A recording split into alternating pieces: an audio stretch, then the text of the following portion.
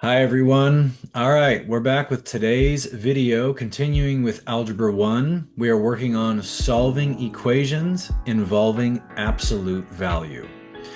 Okay, so let's just do a quick recap on what absolute value is.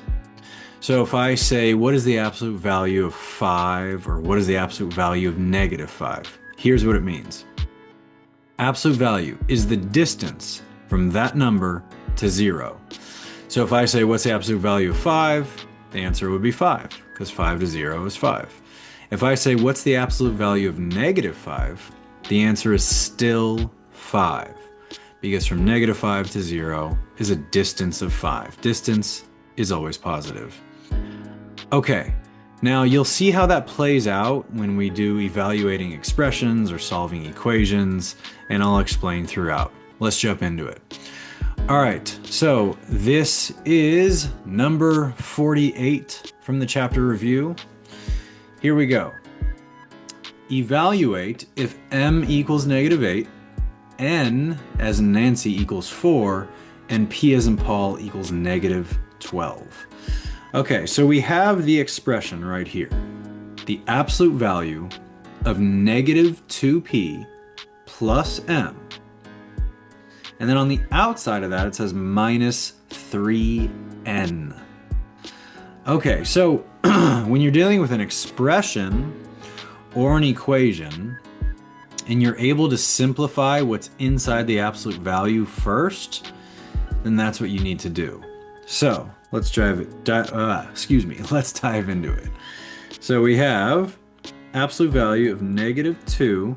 Now, because I know what p is, I'm going to plug it in, always using parentheses. -12 plus, and then we have the m, which is -8. And notice how I make my absolute value much taller, much longer than the actual numbers, because I don't want it to be mistaken for the number 1. All right, and then we have -3 times 4. Okay, so let's start simplifying this. And remember, I always recommend to all of you that if you want to become better at something, write it down and say it out loud at the same time, because you're activating all of your senses. Your eyes are seeing it, your ears are hearing it, your mouth is moving, right? Building that muscle memory. Your hand is building the muscle memory. So everything is always happening at once. So you say the title of it, and then you say the problem and how to do each step. This will help you just really check your work more efficiently. And as you continue to practice this, you'll become even more efficient at it, and it'll just move through. All right, so let's do this. Excuse me. Here we go. Inside the absolute value, we got to do order of operations. So we have -2 times -12. Okay, we'll take the absolute value part at the end. So we have -2 times -12, a negative times a negative is a positive, so that's 24. And then it says plus -8, which actually just means -8. So we can write -8. And then we have -3 times 4, that's 12. Okay, so now 24 minus 8, that is 16. So we have the absolute value of 16 minus 12. The absolute value of 16 is still 16, because the distance from 16 to 0 is 16. So we have 16 minus 12, which equals 4. This is our final answer for that problem. All right, let's dive into number 50. Here we go. Excuse me, I have a little bit of something going on here. Anyway, so same instructions. M as in Mary equals -8, N as in Nancy equals 4, and P equals -12. So we have 4 times the absolute value. So when there's a number next to an absolute value, right? Like on the outside, that means multiplication. Just like if it was next to a bracket or a variable or a parenthesis.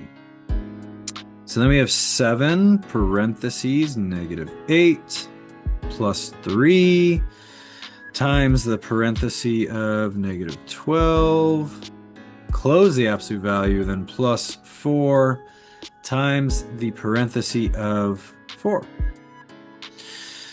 Okay, so we have 4 on the outside still, absolute value. We have 7 times -8, that's -56. Then we have 3 times -12, that's -36. Close the absolute value, plus 4 times 4, which is 16. Okay, so here comes the really key part. You gotta keep doing the absolute value all the way down. So subtract everything, then take the absolute value, then we can multiply. So we have 4 times the absolute value. Now we're doing -56 minus 36. Now, this is negative means, let's talk about money. So negative means I borrowed money. Okay, so I borrowed $56. And then it says minus 36, which means I borrowed $36. So if I borrowed 56 and I borrowed 36, how much money did I borrow? Well, let's do it in our heads, just for a little extra practice. So if I borrowed, let's just do 50 and 30 to help us out. So if I borrowed 50, then I borrowed 30, that would be 80. And then I borrowed 6, that'd be 86. And then I borrowed 6 again, that would be 92. So again, 50 and 50 is 50 and 30 is 80. And then 6 and 6 is 12. 80 plus 12 is 92. So that means I borrowed, so negative $92. And then we're adding 16. Now, I can't take the absolute value until I get it to one thing, which I have now, which is the -92. So now I take the absolute value. 4 times, what is the absolute value of -92? Well, the distance from -92 to 0 is 92. So now it becomes 4 times 92. So I can break that up into two things. What is 4 times 2? That's 8. What is 4 times 9? That's 36. So 368 plus 16 equals, well, what's 368 plus 10? That's 378. And then add 6 more, that's 384. That is our final answer. I always like to box things up or circle it so that I know, like, that's the final answer. I can see that, my teacher can see that, right? Or my tutor, whatever it is. Okay. Great job on finishing today's video. Thank you so much for watching. Please don't forget to like and subscribe, tell your friends and family. And if you want to dive deeper into chapter test work, you can check out my Skool platform, skool.com. The link will be in the bio below. And if you want more information on one-on-one tutoring, you can check out my website, rgtutors.com. Thank you again, and I'll see you on the next video. Bye-bye for now.